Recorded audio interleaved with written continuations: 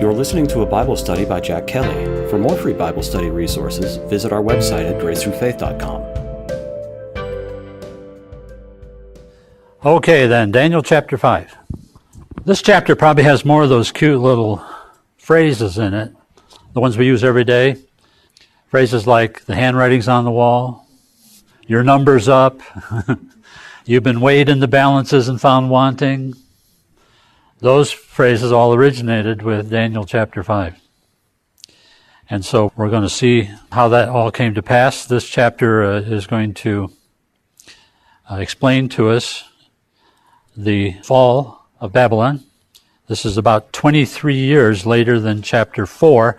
And you remember I said last time that chapter 4 ended with Nebuchadnezzar being restored, his illness taken away from him by God, and he was restored to the throne and to the rulership of the kingdom of Babylon. He lived for 1 year, and then he died. And this chapter is 23 years after that. And there's chapter 5 opens with verse 1 saying, King Belshazzar gave a great banquet for 1,000 of his nobles and drank wine with them. Belshazzar, though he was called king, he was the acting king of Babylon. He was the son of Nebuchadnezzar's son. So he was Nebuchadnezzar's grandson. Nebuchadnezzar's son was named Nabonidus. He was the actual king of Babylon. But he had left the city of Babylon sometime previously and actually was living in another city in the southern part of the kingdom and had left his son in charge of Babylon. Daniel is now retired. He's not part of anything anymore. And this grandson, whose name is Belshazzar, is now in charge of the city. Now don't confuse Belshazzar with Daniel's Babylonian name, which is Belteshazzar. Okay, there's a T-E in there. Belteshazzar is Daniel's Babylonian name. Belshazzar is the name of Nebuchadnezzar's grandson. It's confusing, but they didn't ask me about it, so this is the way we got it. All right, and so in any event, this is Nebuchadnezzar's grandson. Nebuchadnezzar is not alive, but Nebuchadnezzar's widow is still around. We're going to meet her a little later. But first, I want you to turn with me to Jeremiah 27:7, because a lot of the events that we're reading about in Daniel also are recorded in Jeremiah from a different perspective. Remember, Jeremiah was alive at the same time as Daniel, so was Ezekiel. The three of them were all alive and all wrote their prophecies during the period of time. It says in Jeremiah 27, first of all, it's a prophecy that Jeremiah had given to the kings of the neighboring countries around Israel 70 years earlier at the time of Babylon's coming through and conquering the whole Middle East. And so he had Jeremiah talk to the envoys of Edom and Moab and Ammon and Tyre and Sidon. Those are all the countries around Israel. And he's telling them that God has appointed Nebuchadnezzar to come and take over this whole world, actually.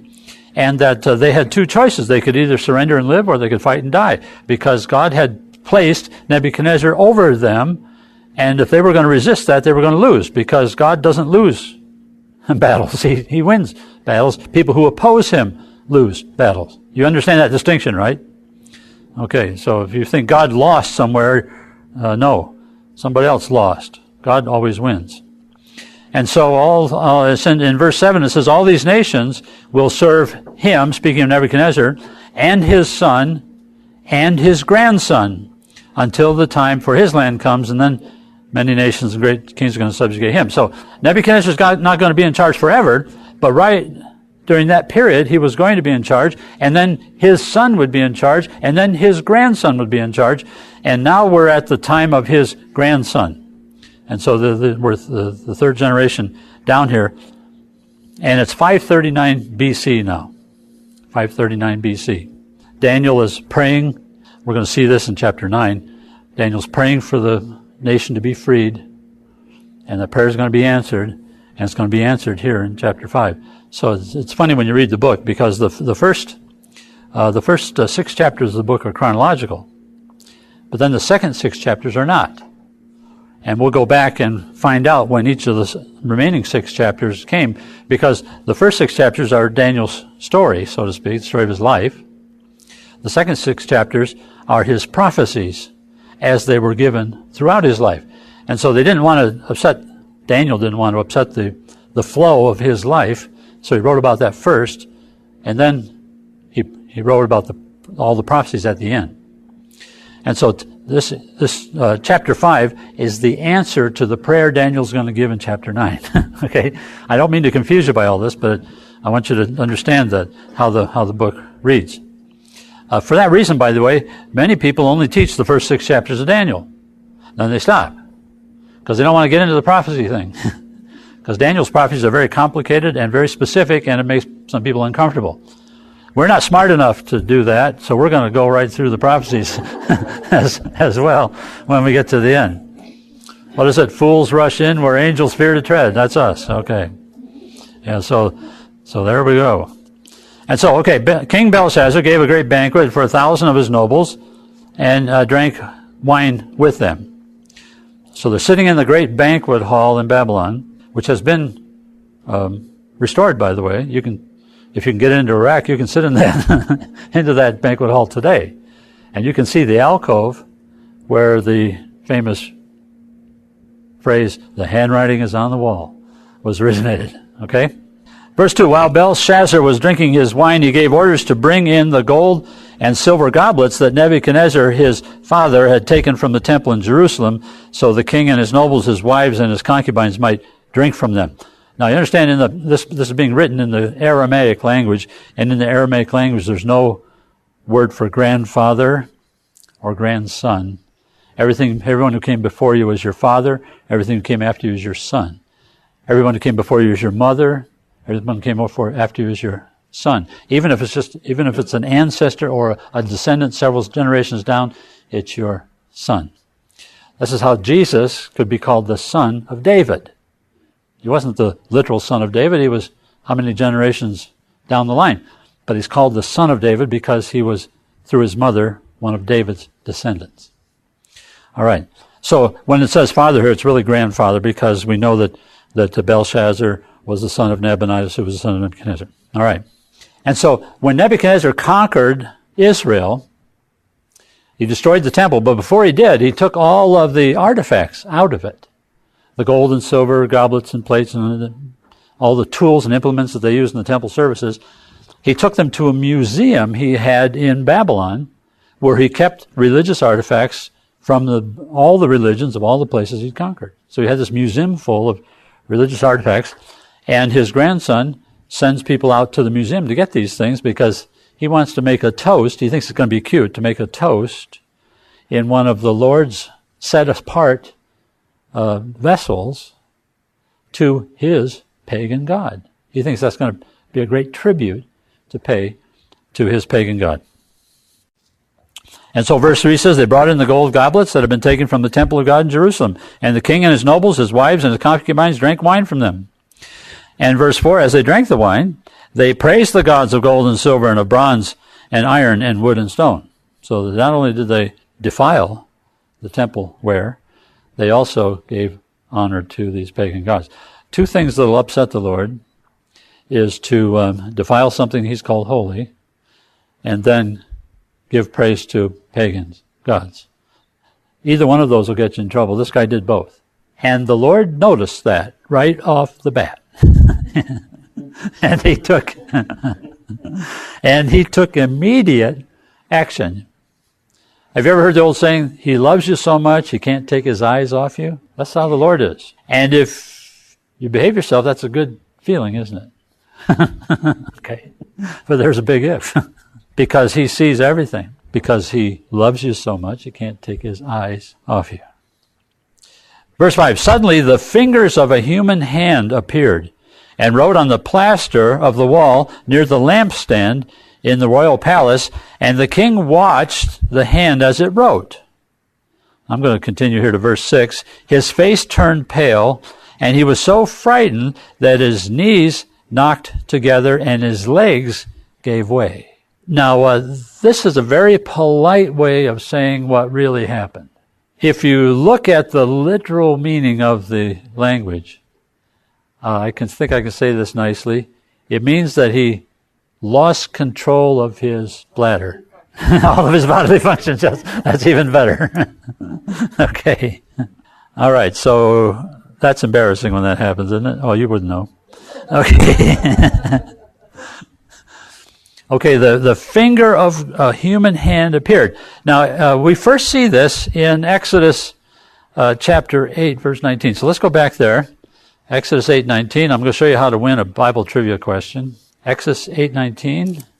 We're in the middle, in the Exodus 8, of the plagues.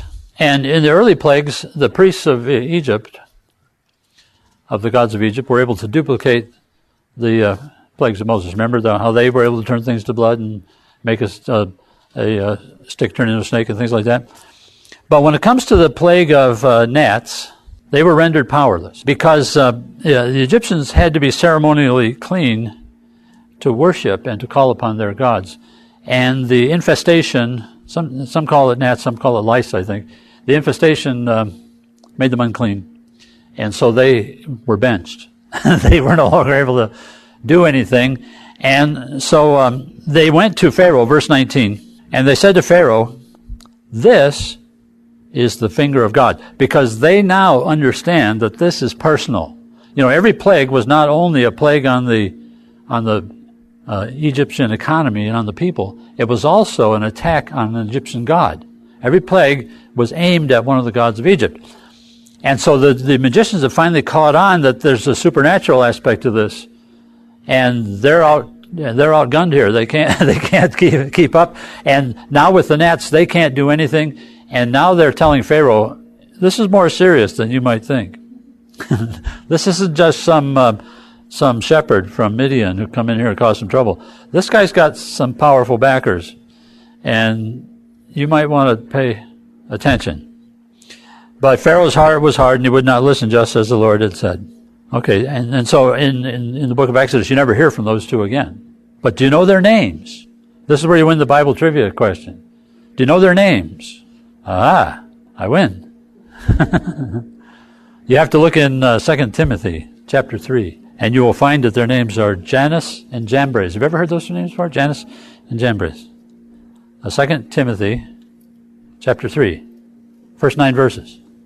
I think the actual phrase is in verse 8, but let me see here.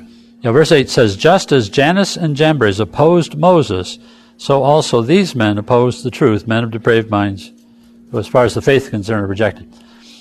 He's talking about false prophets.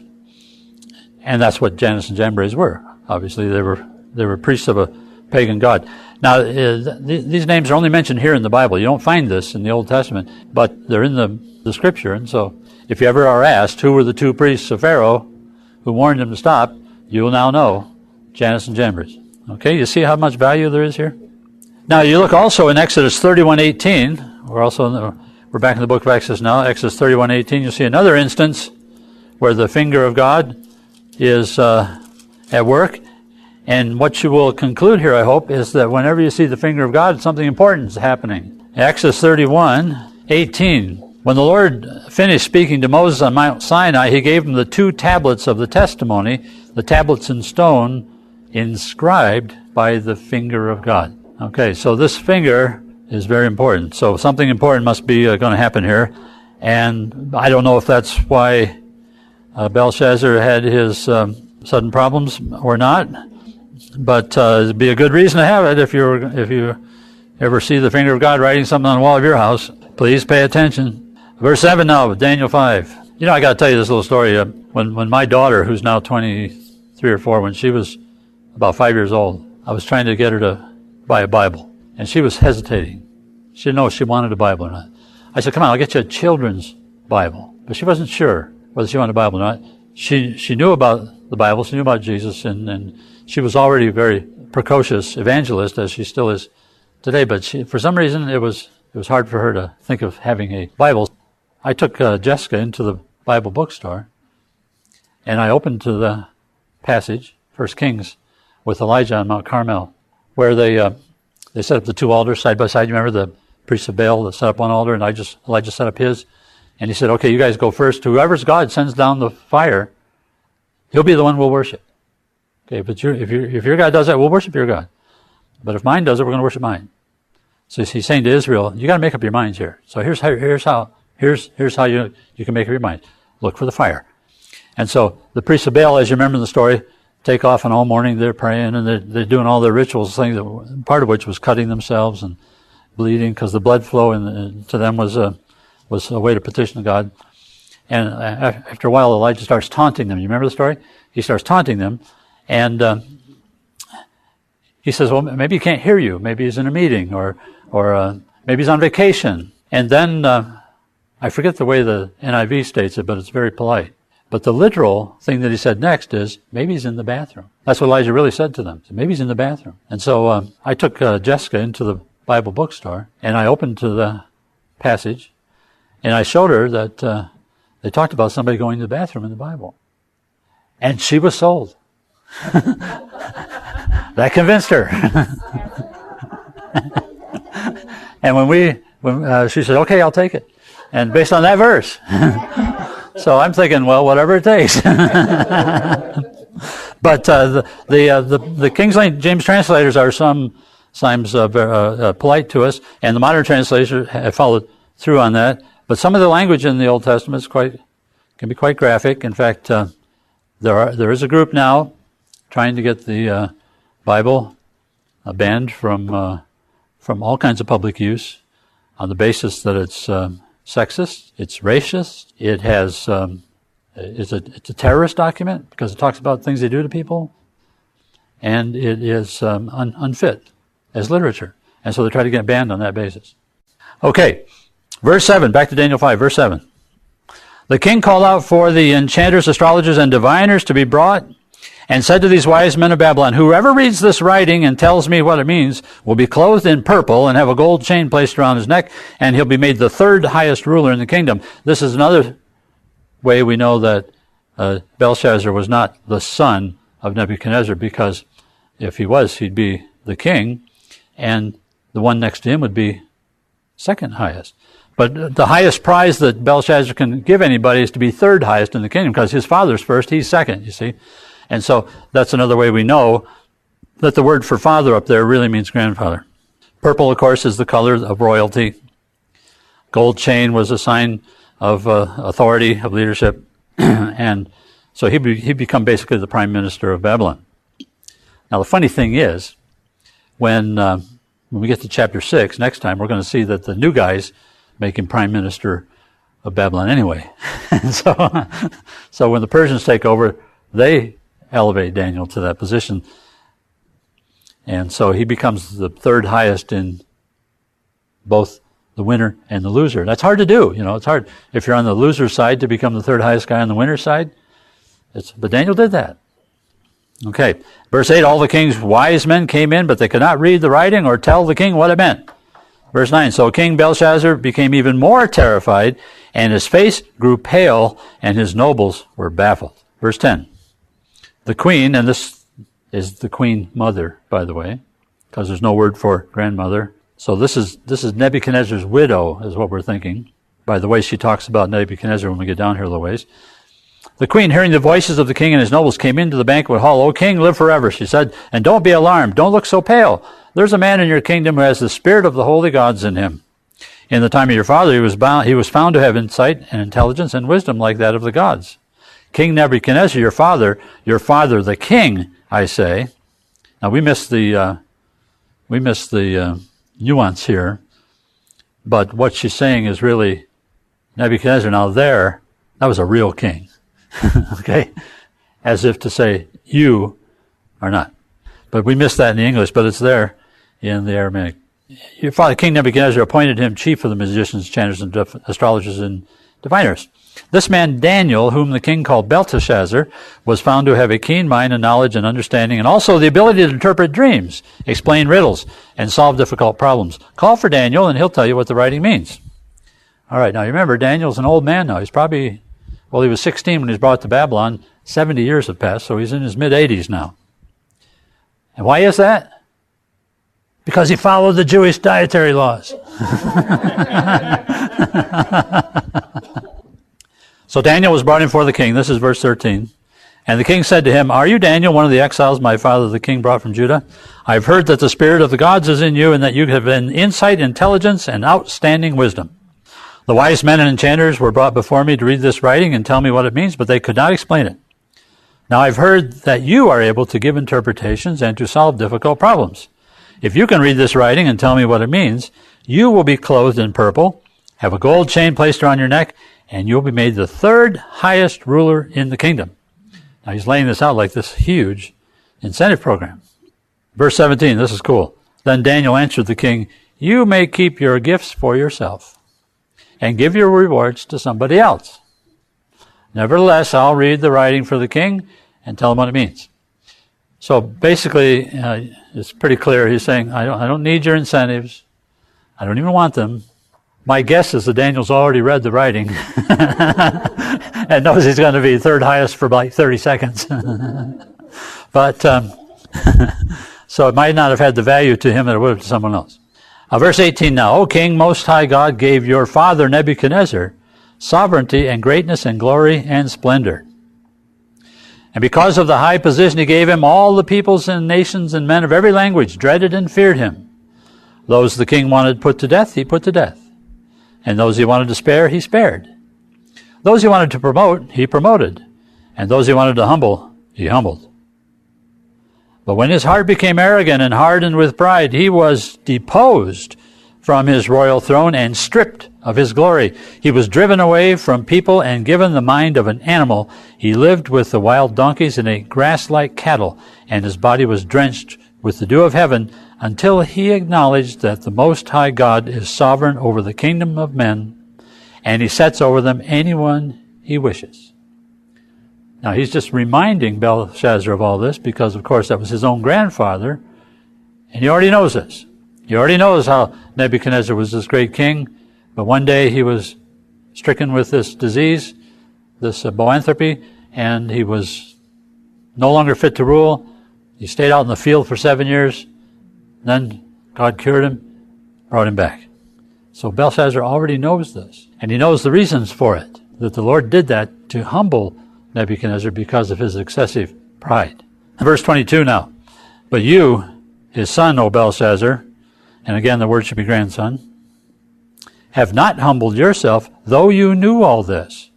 You understand that's a worse accusation, because Nebuchadnezzar didn't have an example. And so he can be considered less guilty in a sense because he didn't realize what could happen. Belshazzar, on the other hand, was an eyewitness and failed to learn the lesson.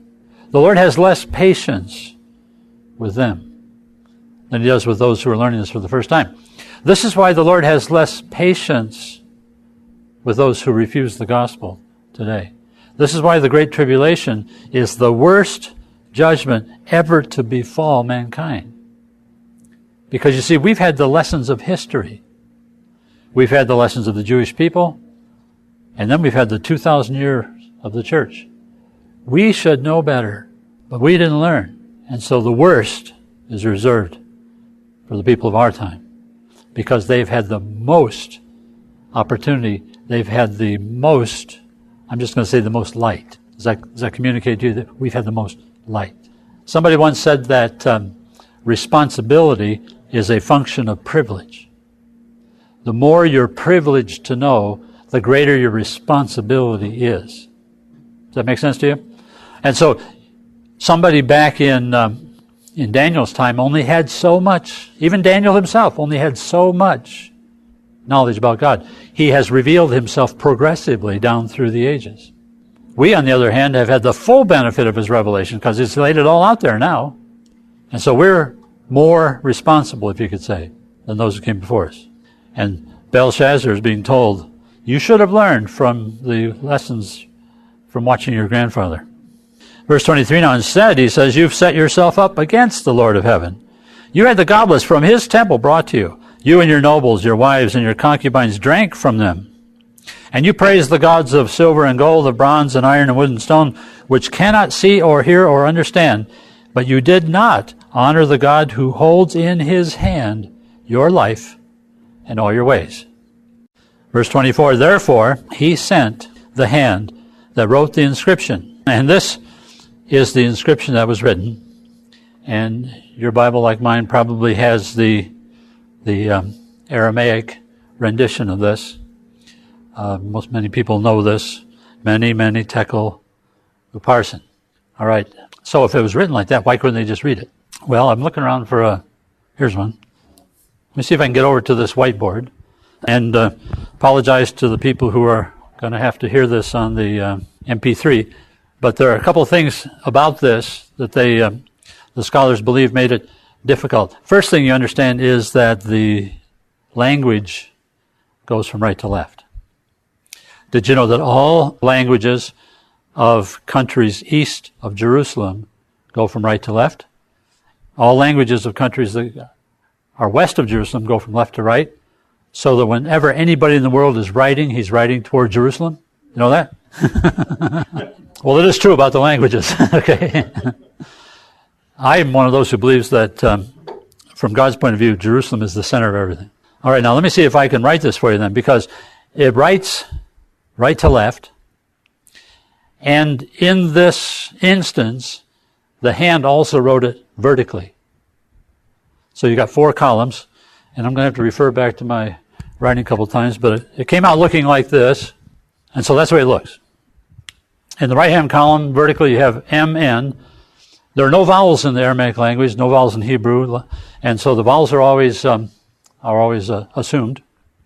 And you have to put the vowels in by the context. So all they had were consonants. The Hebrew alphabet has 22 consonants in it, no vowels. Later on, they added marks to help you put the right vowels in. But in Daniel's day, no vowels, and same with Aramaic. And so the right-hand column vertically would read M and then N.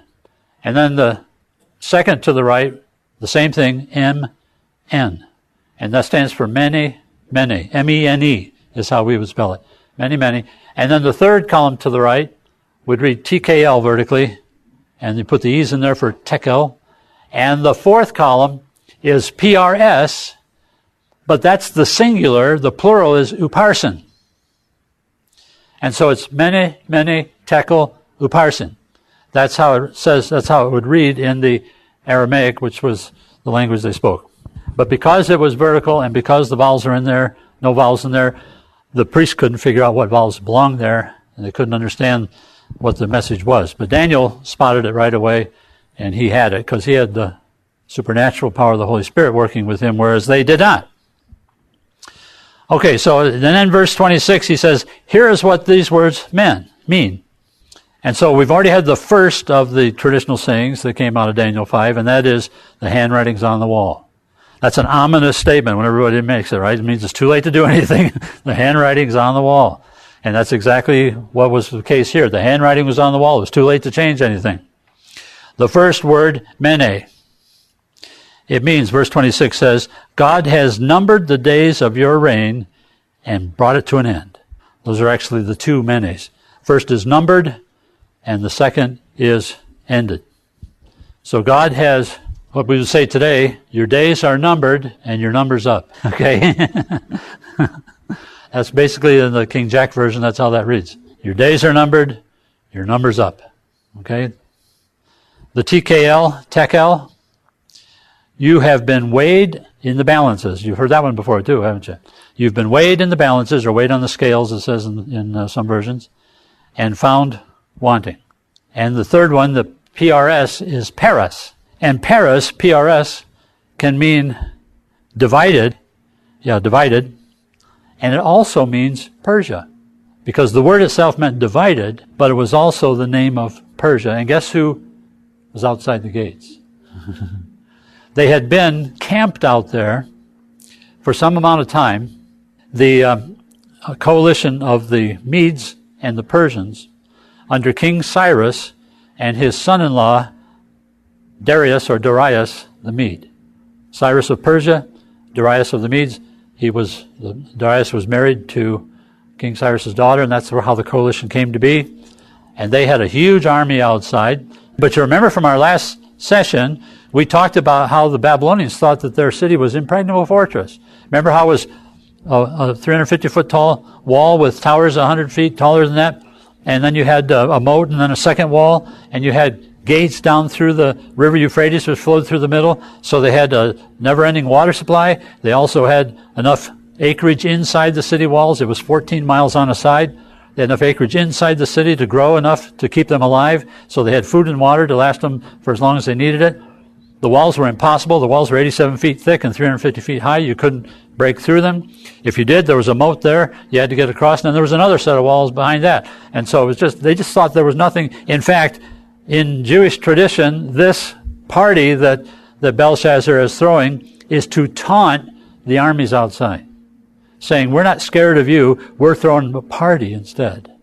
And the Paris, the plural of which is Upharsin, Daniel says means your kingdom is divided and given to the Medes and the Persians. Okay, now it was real fascinating when some years ago, the prime minister of Israel was Rabin, and the deputy was Peres. And everybody kind of got onto that name because one of the provisions of the Oslo Peace Accord was what? To divide the country, giving land for peace.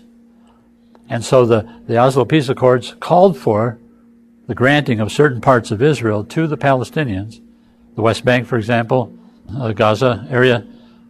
And so the people took great note of the fact that a guy named Peres was dividing the land.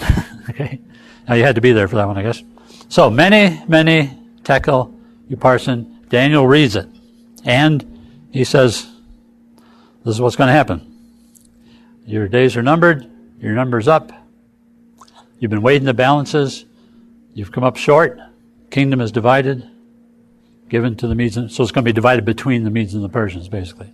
Verse 29, then at Belshazzar's command, Daniel was clothed in purple, a gold chain was placed around his neck, and he was proclaimed the third highest ruler in the kingdom. And verse 30, that very night, Belshazzar, king of the Babylonians, was slain, and Darius the Mede took over the kingdom at the age of 62. All right, a couple things here as we finish up. Let's turn to Jeremiah 25:8, and I'll show you the verse I couldn't find last time so that we can get that in there too. But verse Jeremiah 25:8, I won't read the whole thing to you. It starts off in verse 8 where Jeremiah is told to tell the Israelites, because they have not listened to him, that God has summoned Nebuchadnezzar, the king of Babylon, and he's going to bring his people against the land inhabitants, against all the surrounding nations. He's going to completely destroy them, make an object of horror, everlasting ruin. He's going to banish the sounds of joy and gladness and so on. And these nations will serve the king of Babylon for 70 years. That's verse 11. Now verse 12. But when the 70 years are fulfilled, I will punish the king of Babylon and his nation, the land of Babylonians, for their guilt, declares the Lord. Now it says, listen to this, because this is something that tells you a little bit about the Lord. He's the one who sent them. He sent them to punish Israel for 70 years. But then he says, when the 70 years are up, I'm going to punish them for punishing you, even though I sent them to punish you. Now that doesn't sound fair, does it? But turn to Isaiah 47:6 and you'll find the answer. Because you always do in this book. All you have to do is look. Isaiah 47:6 is one of the prophecies in Isaiah of the fall of Babylon. There's one in Isaiah 13 and 14 as well. Verse 6 says, I was angry with my people and desecrated my inheritance. I gave them into your hand, and you showed them no mercy. Even on the aged you laid a very heavy yoke. And you said, I will continue forever, the eternal queen. The first queen of Babylon called herself the queen of heaven. That's where that phrase comes from.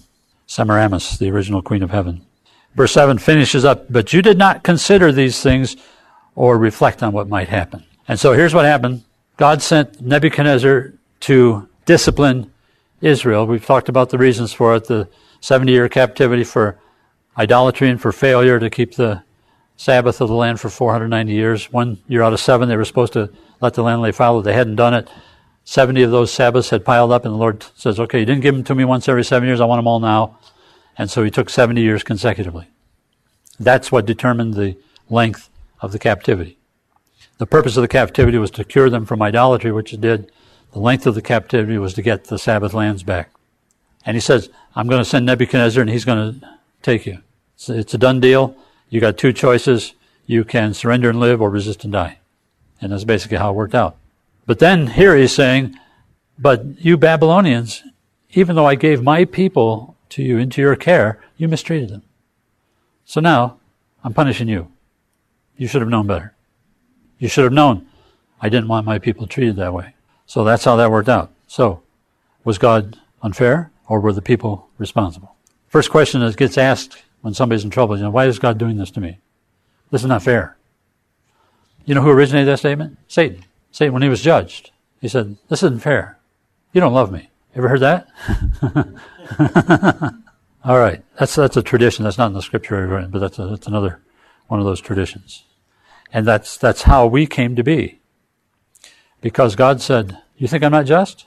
Here, I'll show you justice. I'm going to create these people. They're going to have everlasting life. They're going to have intellect and agency, the ability to make decisions. And then I'm going to give them a set of laws. Just a few. But these laws are going to have to govern the way they live. The penalty for breaking the laws is death.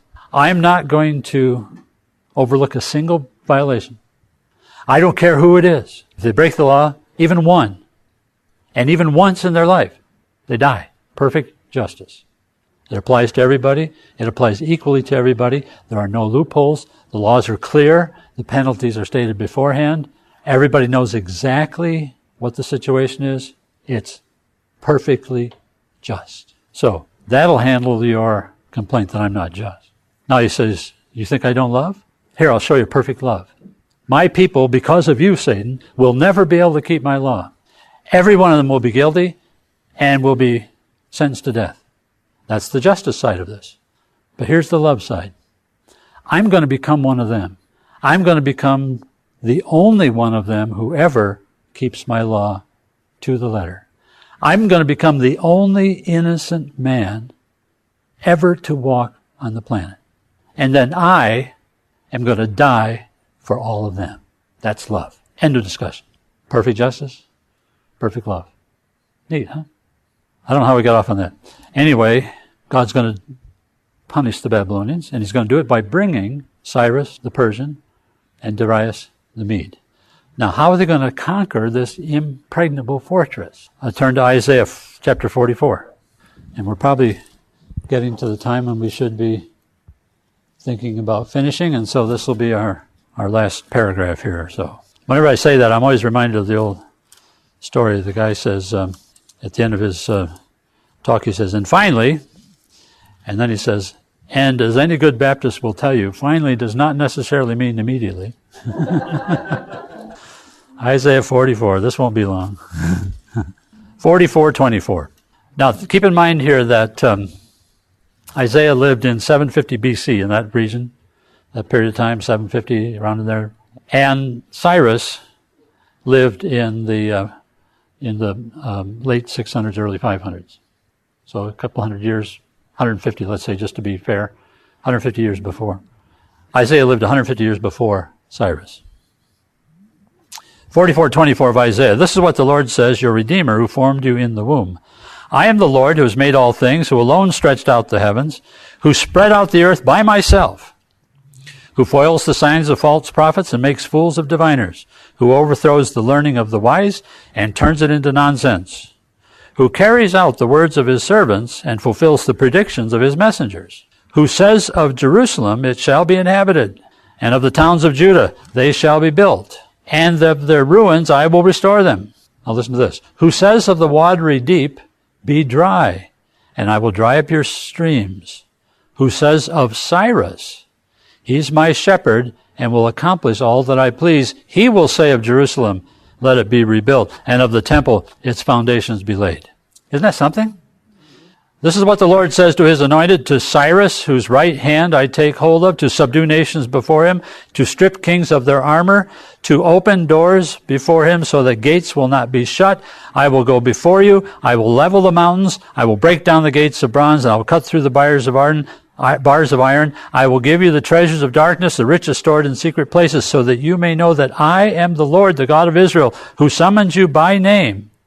For the sake of my servant of Israel, my chosen, I summon you by name and bestow on you a title of honor, though you do not acknowledge me.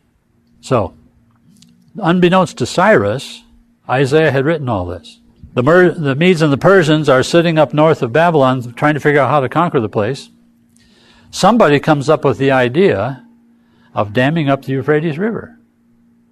They actually rechanneled it, so it flowed off into another area. The water level went down on command almost.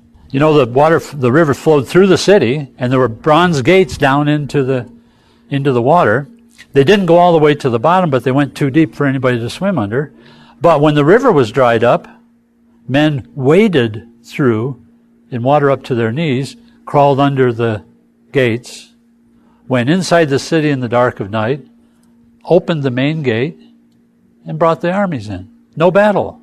3 days later, Babylonians, many of them still didn't know they were now Persians, when King Cyrus rode in the main gate and asked for the man in charge. Guess who's in charge? Daniel. Remember, he was made the third highest ruler. The second highest ruler has been slain, and the first highest ruler is still down in the southern palace. Daniel comes out, and when he did, he brought with him the scroll of Isaiah. And when he came up to King Cyrus, he read him his battle plan, written 150 years before his birth. He read about the part where God said, Cyrus, you're the one that's going to free my people and permit them to go rebuild Jerusalem. And Daniel looked at him and said, this Cyrus in here, that's you. God wrote about you 150 years ago, said you were going to do this, said you were going to come here, and the reason for you coming here is to free us. And Cyrus said, it's a deal. And that's how the Jews got freed and got permission to go back to Babylon. Isn't that an amazing story? The Bible's full of these things. And how anybody could study like this and not be overwhelmingly convicted of the reality of God is beyond me. But you know what? I sat in a church for 40 years and never heard a word of this. And so, one of the things the Lord asked me to do when He finally ran me down, He said, I want you to teach this stuff. How do I know Daniel did this? It's recorded in history. You read Josephus. It's recorded in Josephus, the wars of the Jews. And he talks about this. In fact, Josephus is a great companion to some of these Old Testament books because he was a historian and he got things from the Jewish people about their history. He himself was Jewish. He got things from Jewish history and he wrote side by side to the Bible. And so many times in his histories, you'll see the verses quoted that talk about him. In fact, for example, when in the book of Esther, when the king called for Queen Vashti to come to the banquet and she refused, and he had her deposed, in the Bible, that's all it says.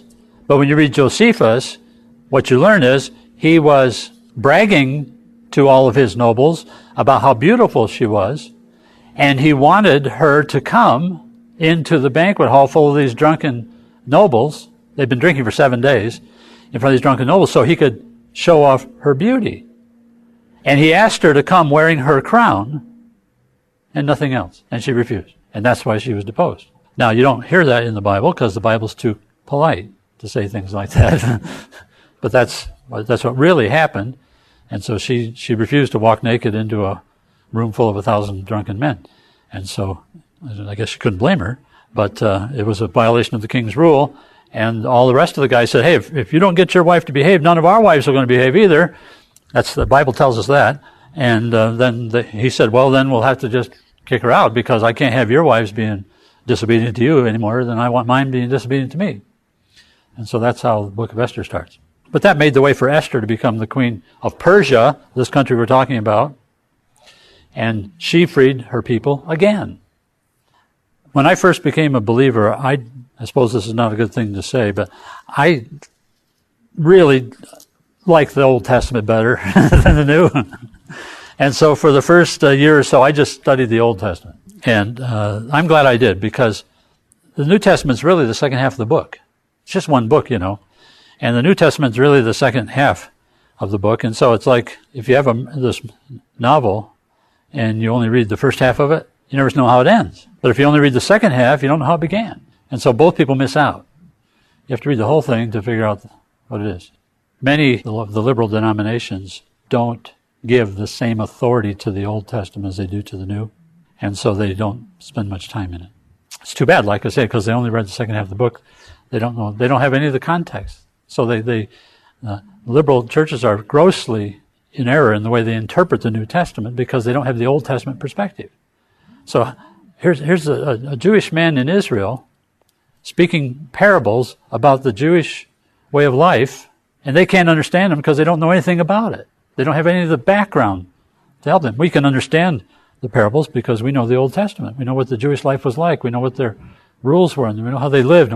And so when we hear the parable of the woman who put yeast in the bread for the fellowship offering, we know enough to say, hey, that's against the law. That's wrong. You can't do that. And then we know that yeast is a type of sin. It's a model of sin. And so what she was saying is, if the kingdom of heaven is like a woman who put yeast in the fellowship offering, what the parable means is the kingdom on earth, the church, is going to be full of sinners. Well, when you get a liberal denomination theologian to interpret that parable, what he says is yeast is the gospel and it goes through all the church. Well, he doesn't know the Old Testament where yeast is always a model of sin. It's evil. And so because he doesn't have the context, he misinterprets the parable, gives a whole bunch of people the wrong information. They never learn that the church is full of sinners and that they need salvation. And so for 40 years, I never heard a salvation message. For 40 years, there was never an altar call. Nobody was ever asked to be born again. None of that. They believed that if I belonged to the church, if I was a member of the church in good standing, of that denomination, I was saved. But that's not what the Bible says, is it? You can join every denomination and still not be saved. All right, so that is the end of Daniel chapter 5. Thanks for listening to this study. For more free Bible study resources, visit gracethrufaith.com.